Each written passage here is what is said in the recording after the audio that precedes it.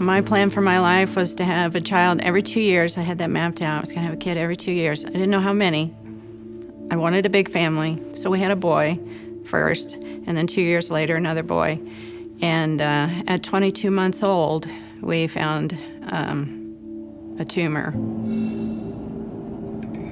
Suddenly, we were thrown into a whole different world, a world I didn't even know existed. And we were thrown into the medical world, into surgery, into the hospital, into chemotherapy. I had my daughter right before we found his tumor, 1 week before we found his tumor. He had this rare disorder. I'd never heard of it. You know, there was nothing more that could be done. He did pass away at home. In the meantime, we had another son. It started with my daughter. She got bone cancer on her rib. My husband got thyroid cancer. And then he got Burkitt's lymphoma. I've never seen chemotherapy that tough. Drew got bone cancer just like his sister. It was more intense this time. And then Andrea got cancer from her chemotherapy. She needed a stem cell transplant. My husband was diagnosed with the same thing as my daughter. Andrea recovered very quickly. Drew kept getting bad news and bad news and bad news, you know. My son passed away 3 weeks before my husband.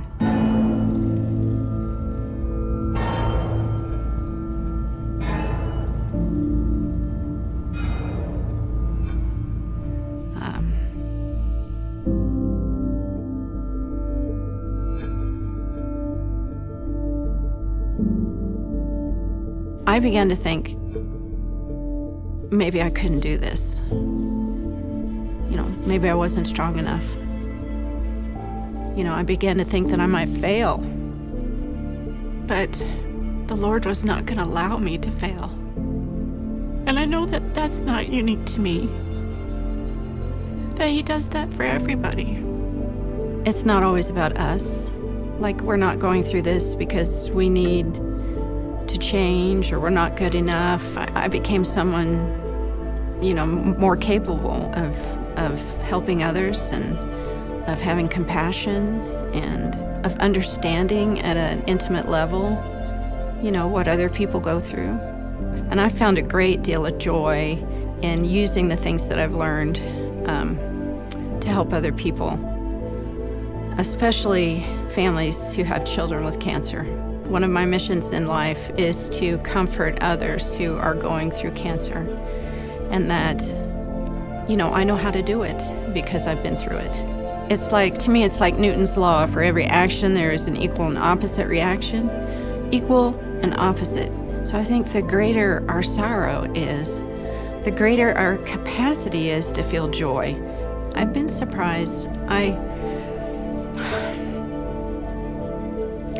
feel a great deal of tenderness toward my Savior because He really is so sweet. He really does provide what you need.